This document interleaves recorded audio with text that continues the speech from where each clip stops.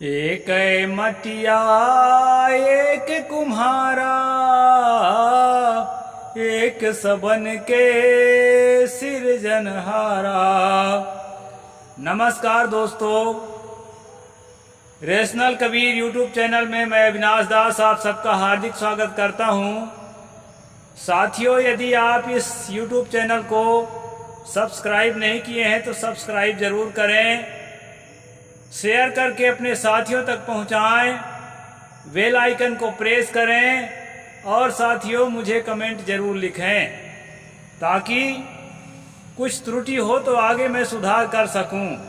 साथियों, कल हम लोगों ने जो है स्ट्रीम किया था, उसमें आपने देखा था कि जो श्राद्ध कराने वाला है, ब्राह्मण भोज कराने वाला है, यज्ञ हवन कराने वाला है, उसका यज्ञ अगर किसी अंधा आदमी को, ब्राह्मणों की नज़र मिल जाए, भोजन करने वाले ब्राह्मणों को, यजमान के नहीं, किसी काना आदमी के अगर नज़र मिल जाए, या किसी लेप्रोसी ल्यूकोडर्मा जैसी बीमारी जिसको ये लोग पाप रोग कहते हैं, पाप रोग को नज़र मिल जाए, या जो है जिसको जो है कहना चाहिए जो विकलांग है उसको नज़र मिल जाए, तो वो जो है भोजन कराने का पुण्य खत्म हो जाता है।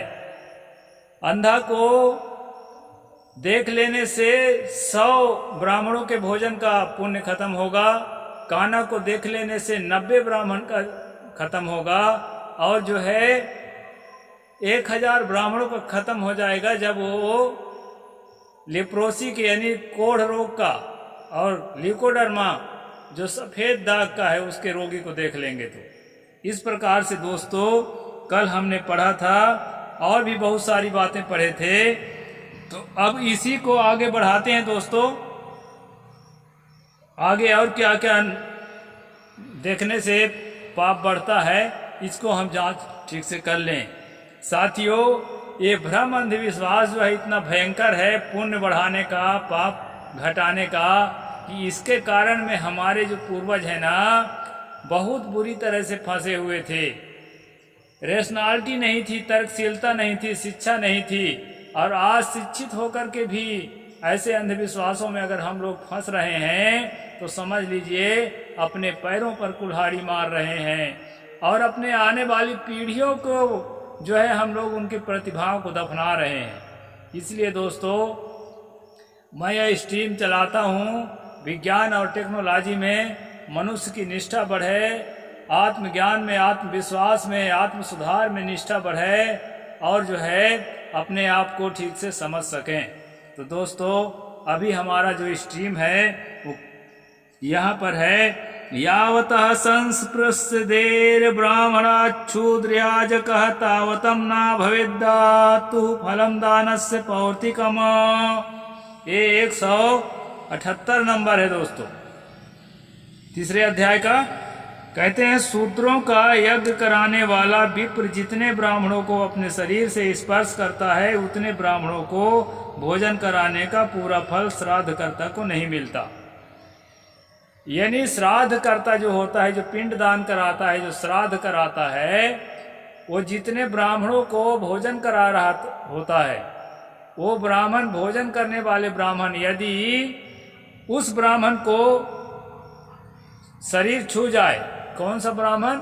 जो ओबीसियों के यहाँ, तेली, कलार, कुर्मी, यादव इत्यादि के यहाँ जो यज्ञ कराता है, यानी शूद्रों, उनको शूद्र कहा जाता है ओबीसियों को इनकी भाषा में, उनके यहाँ जो यज्ञ कराता है, यदि उस ब्राह्मण को, यानी ब्राह्मण को ब्राह्मण ही छू जाए तो श्राद्ध कर्ता के सारा पुण्य जो है नष्ट हो जाता है। मतलब उतना ही ब्राह्मण को फिर से भोजन कराएगा, तब उसका जो है पुण्य जो है रिकवर होगा।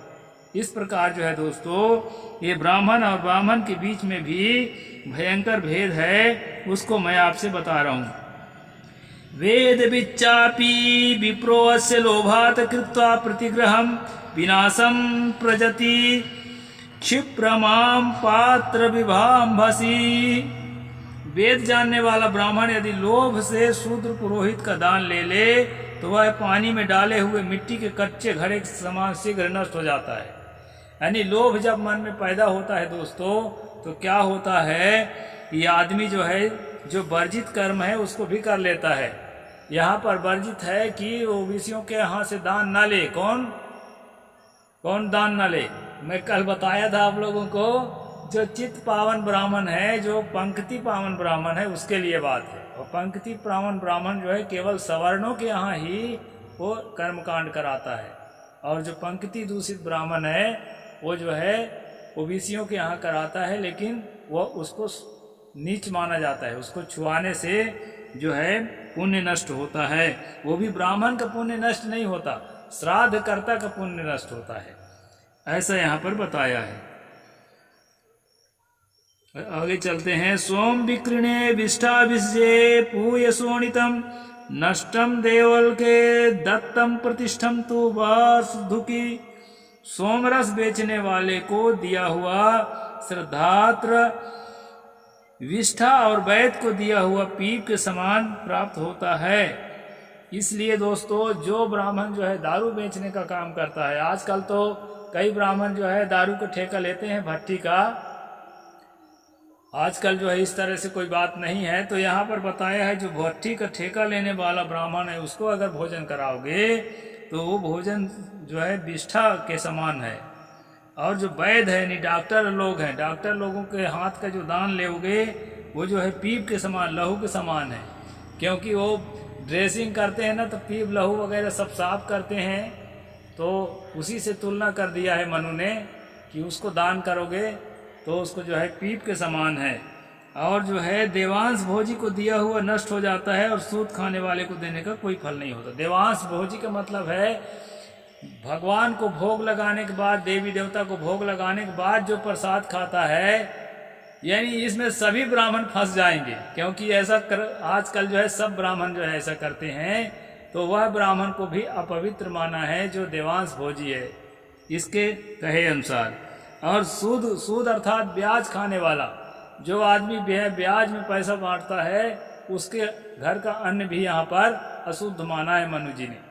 तो ब्याज में पैसा तो बैंक के जो है मैनेजर है, कैशियर है और तमाम कर्मचारी है, वही इसमें फंसेंगे। और साथ साथ गांव में जो किसानों को जो है ना, कई लोग जो है ब्याज में पैसा देते हैं, वो लोग भी फंसेंगे। हमारे महात्मा भी कई लोग ज़्यादा पैसा जिसके पास है तो किसानों को दे देते हैं ब्याज में। तो दोस्तों, मनु के अनुसार ब्याज में पैसा देने वाला आदमी, ब्याज खाने वाला आदमी अगर कोई है, उसको दान करते हो तो कोई उसको पुण्य आपको नहीं मिलेगा। यहाँ पर ये बताया है, यत्तु वाणिज्य के दत्ते ने नामुत्र तद भवेद भस्मानी उहुतम हव्यम चा पौर्ण भवेदुजे। यहाँ पर जो है बताया है, जो वणिक वृत्ति से जीता है, नहीं जो धंधा व्यापार करता है। ये बहुत बड़ी बात है दोस्तों। आज आप देखेंगे कि ऐसा कोई ब्राह्मण नहीं है जो एकदम 2 कौड़ी का ब्राह्मण होगा। सिर्फ वही जो है पुरोहित कर्म पर आश्रित होकर जीवन जीता होगा। नहीं तो एक तो 2 आदमी, मैं पहले भी बता चुका हूँ, एक तो जिसका जो है कथावाचक का काम अच्छा जो है फल फूल रहा है, वो जो है ब्राह्मणगिरी करेगा। एक तो जो किसी काम का नहीं रहेगा वो करेगा। बाकी लोग जो है ना, नौकरी चाकरी कर लेंगे, नेतागिरी कर लेंगे, व्यापार कर लेंगे, खेती कर लेंगे और मजे से जीते हैं। एक बात और मैं आप लोगों को बता देता हूँ, मेरा कटाक्ष जो है, जो धर्म के नाम से लोगों को ठगते हैं उसके लिए है, किसी जाति विशेष के लिए नहीं है। जो अच्छे काम में लगे हैं, मेहनत करके खाते हैं और अहंकार नहीं करते कि हम बहुत बड़े हो गए। हमारे कई ऐसे साथी हैं जो अहंकार नहीं करते हैं ब्राह्मणगिरी का। आम आदमी अपने आप को भी समझते हैं, दूसरे आदमी को भी अपने ही समान इज्जत करते हैं, तो उनके लिए कोई बात नहीं है। लेकिन यहाँ जो है ये मनु की बात है कि किन किन ब्राह्मणों को वो नीच समझते हैं दोस्तों। और आगे बोलते हैं, इहलोक और परलोक का फल नहीं मिलता। पुनर्विवाहिता स्त्री के पुत्र को दिया हुआ हव्य भस्म में डाली हुई आहुति के समान निष्फल हो जाता है। यहाँ पर एक बात आपको समझना होगा कि हिंदू धर्म के अनुसार, जिसको वैदिक धर्म या ब्राह्मण धर्म कहते हैं, कोई कोई सनातन धर्म भी भूल बस कहता है, क्योंकि कोई संप्रदाय सनातन नहीं होता है दोस्तों, सब बन कर के भी मिट जाने वाली हैं। तो सनातन तो नहीं है, लेकिन कई लोग कहते भी हैं भूलवश। तो इस धर्म में जो है एक विधवा को दोबारा विवाह करने का हक नहीं है। यानी विधवा हो गई तो वो जो है जीवन भर ऐसे ही रहे, और उससे जो है 2 नंबर का जो है अवैध रूप से उसके साथ संबंध जोड़ के ये लोग संतान भले पैदा कर लें, उसको अवैध नहीं माना है। तो कहते हैं यहाँ पर अवैध तो नहीं माना है, लेकिन उससे उत्पन्न होने वाले बच्चे को जो है सही ब्राह्मण नहीं माना। ये बताया है पुनर्विवाहिता स्त्री के पुत्र को दिया हुआ हव्य का में मतलब हवन करने में जैसे भस्म हो जाता है, कोई चीज डालते हैं आप, घी शक्कर इत्यादि, जवा इत्यादि को, उसी प्रकार पुण्य आपका भस्म हो जाएगा यदि विधवा से उत्पन्न बेटा को आपने दान किया, विधवा जो पुनर्विवाहिता है। इस प्रकार दोस्तों आगे कहते हैं, इतरेषु त्वांग पंक्तेषु यथे स्वसाधुषु मेदो श्रृंगमासन सज्जास्ति वदन्यत्र मनीषिणः। अन्य अपांकिते और नीच वृत्ति वाले ब्राह्मण त्याज कहे गए हैं, उन्हें श्राद्ध आदि में दिया हुआ अन्नदाता के जन्मांतर के मेद मांस रक्त मज्जा और अस्थि होता है, ऐसा पंडित लोग कहते हैं। मतलब जो अभी मैं परिवेत्ता परिवृत्ति पिंड गोलक कल वाला स्ट्रीम में बताया था ना, कैसे कैसे ब्राह्मणों को जो है पंक्ति दूषित माना गया, यानी अपांकतेय इनके भाषा में, उनको भी दिया हुआ दान आपके लिए निष्फल है, ऐसा ये बता रहे हैं। ये जो है ये ज्यादातर सवर्णों के लिए है, ये बात भी आपको ध्यान में रखना है। अपांक्त्यो हत्वापहता पंक्ति पभ्यते यद्विजोत्तमैः तन्निबोधत कार्ष्णेन्य द्विजाग्रहान पंक्ति पावनान। अपांकितियों को, जो पंक्ति में बैठने योग्य नहीं है, से दूषित पंक्ति जिन श्रेष्ठ ब्राह्मणों से पवित्र होती है, उन पंक्ति पावन ब्राह्मणों का पूरा परिचय सुनिए। अब आगे जो है पंक्ति पावन ब्राह्मणों के बारे में यहाँ बताया जा रहा है दोस्तों, कि पंक्ति पावन ब्राह्मण किसे कहते हैं। तो पंक्ति पावन ब्राह्मण जो है, जो पंक्ति में बैठने योग्य है, खासकर जो है जो सवर्णों के घर भी, सवर्ण लोग धनवान होते थे पहले, क्या है धन में संपत्ति रखने में उनको अधिकार था, ओबीसियों को संपत्ति रखने का अधिकार नहीं था दोस्तों। तो ये लोग जो हैं गरीब होते थे, और गरीब आदमी कितना दान करेगा, इसलिए जो इनके हिसाब से सही ब्राह्मण नहीं है उनको जो है गरीबों के तरफ झोंक दिए। ये एक षड्यंत्र है, इसको समझिए, कि जो तेली है, यादव है, कुर्मी है, कलार है, ये जो जातियां ओबीसी में आती हैं, जिसको उस समय शूद्र कहा जाता था। कई लोग कहते हैं ना एससी जो वर्ग में आता है उसको शूद्र नहीं कहा जाता था, वो तो पंचम वर्ण है, उसको अंत्यज कहा गया है इस किताब में जगह जगह। अंत्यज मतलब जो है वो अंतिम पंक्ति का शूद्र से भी नीचा, यानी शूद्र का ही 2 विभाग बांटा गया है। दोस्तों यहाँ जो शूद्र कहा गया है, अभी कई जातियों का नाम गिनेगा, किताब में बहुत सारे नाम हैं, फिर समय आने पर मैं बताऊंगा। तो जो पंक्ति दूषित ब्राह्मण है उसको एसटी एससी के घर में तो जाने का सवाल ही नहीं है, क्योंकि वो जो है यानी कि वर्णबाह्य कहे गए हैं। मतलब वर्णबाह्य मतलब जिसको यानी अपने अंदर लेते हैं, जिसके यहाँ चल जाता है, जिसको हम देख लेते हैं, छू लेते हैं, उसमें से चारों वर्णों से अलग हैं। तो वो जो वर्ण बाह्य हैं उनकी बात यहाँ नहीं है, यहाँ ओबीसियों की बात है। ओबीसी जो सवर्णों की गुलामी करते थे, सेवा का काम करते थे, चाकरी का काम करते थे, उसके यहाँ भी कर्मकांड की जरूरत है। तो जो पंक्ति दूषित ब्राह्मण है उसको जो है ड्यूटी लगाई गई थी कि वो उसके यहाँ जाएं। पंक्ति दूषित के मतलब जैसे विधवा से पैदा हो गया, या कभी कभी जो है अन्य तरह से, जो कहना चाहिए कि शूद्रा स्त्री से ब्राह्मण ने पैदा कर दिया। कल हम पढ़े थे शूद्रा स्त्री से पैदा होने वाला ब्राह्मण को भी जो है इसमें पंक्ति दूषित माना गया है। इसके हिसाब से वशिष्ठ जी जो सबाका से पैदा हुए थे, और जो है व्यास जी जो मछुआरिन से निषाद कन्या से पैदा हुए थे, और नारद जी जो दासी से पैदा हुए थे, ऐसे इस तरह के ब्राह्मणों को जो है पंक्ति दूषित ब्राह्मण इस मनु के हिसाब से माना जाएगा।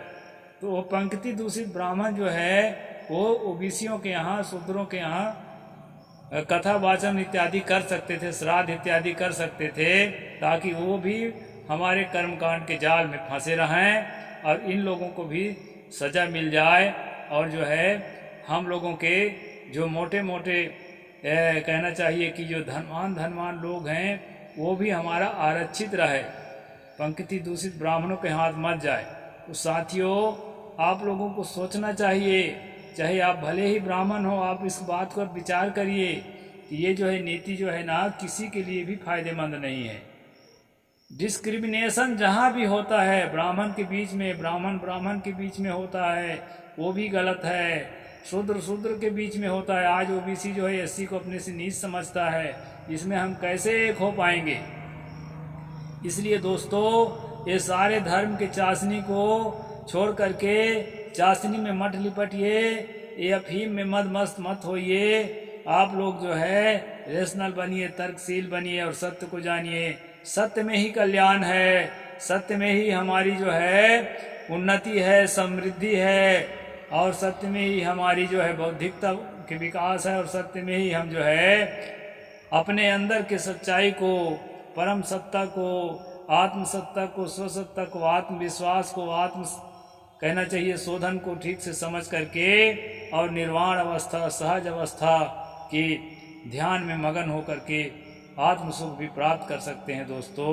तो आज मैं इतना ही आपको बोलूँगा। आगे स्ट्रीम में फिर हम चर्चा करेंगे पंक्ति पावन ब्राह्मण के क्या लक्षण होते हैं। साहिब बंदगी, जय जोहार। यदि सब्सक्राइब नहीं कर पाए हैं दोस्तों तो सब्सक्राइब जरूर करें। नमस्कार।